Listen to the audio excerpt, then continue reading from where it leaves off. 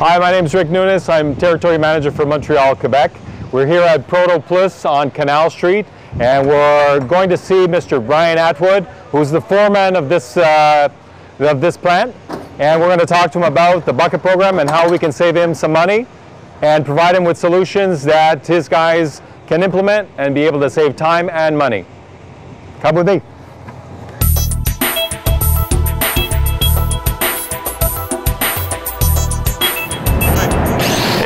How you doing, Rick? Very good. Nice to see you. Looks like you're getting pretty busy out here now. Well, we're rocking and rolling. We got a lot of work coming our way, and just keeps on getting busier by the day. Great. Lots of stuff going on. When you guys get busy, we get busy. We sell a lot more abrasives. You use a lot more abrasives. Are you sure you're getting the full return on what you're buying on the different types of abrasives? Well, I hope we are. That's the whole goal. Why? What do you have for me? You buy a lot of different types of abrasives? Well, we use a lot of soft grinding discs. We use a lot of cutting discs. We use some hard discs, not a lot. That's what we're using right now. Great. We've got a program that's called the bucket program.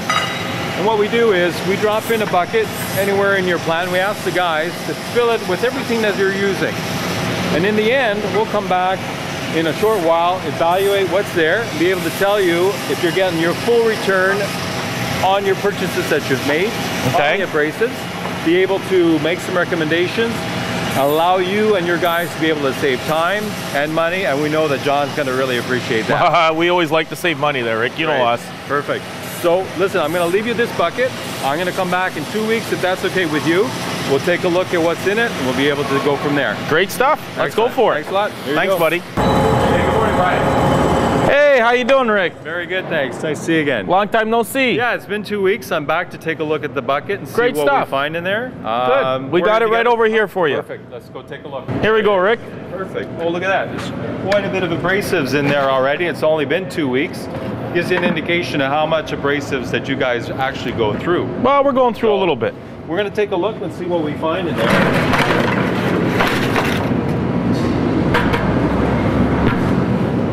Bucket, and we've got just a couple of examples here already that I see that are the flap discs, and you've got everything from a cardboard backing to a plastic backing to our EnduroFlex with a 7/8 hole, which is great. However, what I do notice is a lot of it is some are being trimmed and some are not. Okay. Now, in instances of these kind of discs that are considerably less expensive, you're not getting what you're paying for out of these discs. Why not? The reason I say that is because one of these discs, once you've used it and winds up used and flat like that, it's good for the garbage. Now this one I do see somebody's tried to trim it. Yeah, we tried. I wouldn't be recommended because it could create a dangerous situation on site for you and an accident could happen. So what we're here with this bucket is to be able to try and save you money, offering you different products and solutions, and one of which is the Walter EnduroFlex. And why it's going to save you money is every time you trim this, you can consider that you're going to be using one less flap disc. If you trim this 3 times, what you've paid for this that you've discarded at 1/3 of the price, you've now paid this one certainly more expensive, but it's lasted 3 times longer than these kind of discs. Okay. To give you an idea, when you're trimming them, you can get to pretty far on these flap discs to be able to get your fully, there's nothing you're going to squeeze out of that anymore. But when they're thick like this, excuse me, when they're thick like this and flush with this backing, you can always take a corner of a table, trim that back, expose another 1/4 of an inch and be able to get that softer and get into those corners and be able to use that to its fullest extent. Therefore, you're going to be buying less discs and you're going to be extremely happy camper. Well, great stuff, Rick. What we're going to do is going to put this bucket back. We're going to fill it up, have your guys throw everything else that they're using into it. I'll be back in another 2 weeks. We'll take a look again, and it'd be my pleasure to be able to show them how they're able to trim these EnduroFlex, get the most out of your discs and your abrasives, and have a lot of people a lot happier and using a more comfortable disc. Well, great stuff, Rick. Thank you very much. Very good. Nice to see you again. I know, time flies. Whoa. Listen, I picked up the bucket from over there. It's full. This is the way I like to see it. It means the guys are actually doing what we're asked them to. They're filling it up. I'm seeing a lot of stuff that we talked about, particularly the trimming of the EnduroFlex. people are trimming them, your guys are trimming them, but there's still a lot of work to be done on these. Yeah. There is money that is still in these discs that is left in this bucket, okay? So it's glad to see, but well, give them back to me there, and I'll give them back to the guys, and we'll look into that. And you know what? And I'll have them, and I'll be showing them how to trim those discs. Well, that's maybe what we need. Save you money, all right? Thank you, buddy. Perfect.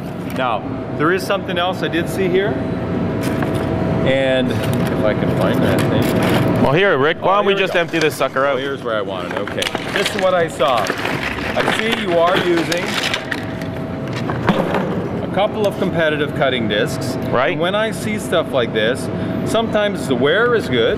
That's great, okay? But I guarantee you're gonna get a lot more for your money, and the more cuts per disc for what you pay for with the zip cut, and especially with our zip stainless, because you are doing a lot of stainless here. Yeah, we do a lot of stainless, and for whatever reason, these ones seem to be breaking. Yeah. We have several different ones that just break off, and then they're a waste. If you can see this is a brand new disc of $4 value. This is a brand new disc, a competitive disc, and this one I zeroed in on because this kind of pie piece that's missing out of it is particularly what I bring up that can be dangerous to your guys. This is a disc that now, if I was to estimate, if you're kept throwing these away and they're in this bucket, every disc, even if you're buying them for $3, you're gonna have a lot of them in there, and it's all gonna add up, okay? So instead of saving you money, you're actually spending money needlessly. Now, these discs, why I bring this to your attention is this in particular, okay, could be the cause of a serious accident on site because the disc is being let go.